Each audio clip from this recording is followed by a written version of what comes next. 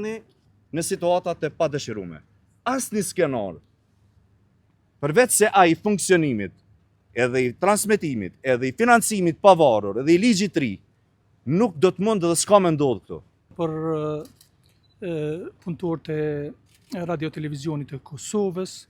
është e papranueshme që domethënë gati të përfundoj edhe muaj edhe këta të punësuar mos t'i kenë pagat. Edhe unë po ju bëj thirrje shqipfolësve në kuvend, qeveri, kudo që janë, që të ulen bashkë edhe të zgjedhin këto probleme, sepse siç e tha dhe kryetari, po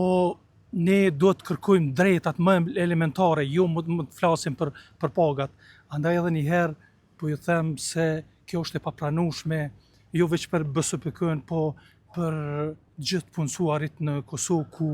domethënë ata nuk mund me gëzu të drejtën më elementare pagën e cilën domethënë e garantohet edhe me ligj. Kështu që na jemi në mbështetje të plotë sindikatës edhe zotit Gzim Bimbashi. Kërkesa e punëtorëve të RTK-s është një kërkesë legjitime dhe shumë e arsyeshme, çka pagat janë të garantuara edhe me ligjet e Kosovës. Andaj në një shtet demokratik dhe funksional nuk do të ishte dashur të vijë deri në këtë gjendje, po urojmë sa më përpara të zgjidhet. Edhe në protestën e fundit të mbajtur,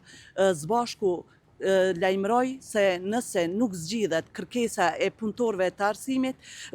kërkesa e punëtorëve të RTK-s, andaj ne do t'i ftojmë të gjithë punëtorët e arsimit që nga Qerdhe deri në universitet që t'i bashkohen punëtorëve të RTK-s për një protest e urojmë që mos të vijë deri te një greve përgjithshme. Ky është rezultat i presionit politik që vije drejt për së drejti nga kryeministri Kurti, lëvizja vetëvendosje. Presion ky i filluar para gati gjysmë dekade, fillimisht me politizimin e bordit të RTK-s, ku me sukses shumica anëtarëve janë politizuar dhe rrjedhimisht vendimet i kanë marrë të politizuara, pastaj me kapjen e menaxhmentit të RTK-s, dhe tani duke e përdor edhe presionin financiar, ashtu që ata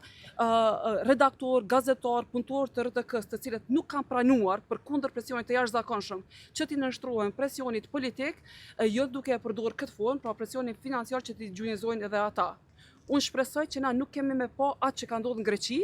ku transmetuesi publik është mbyllur për muaj të tërë, si rezultat i presionit politik, mirë po me atë që po shoh, kam frikë që një gjë e tillë do të ndodhë, pra që do të kolapsoj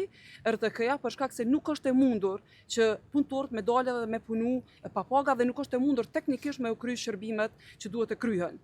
Kryeministri Kurti është duke e përdor radio-televizionin e Kosovës për shantazh politik në mënyrë që të arrijë qëllimet e tija politike dhe e lut kryeministrin Kurti lëvizjen vetëvendosje që lojën politike ta bëj jashtë oborrit të RTK-s, jashtë transmetuesit publik e jo të përdor edhe kët për presion politik. Faleminderit.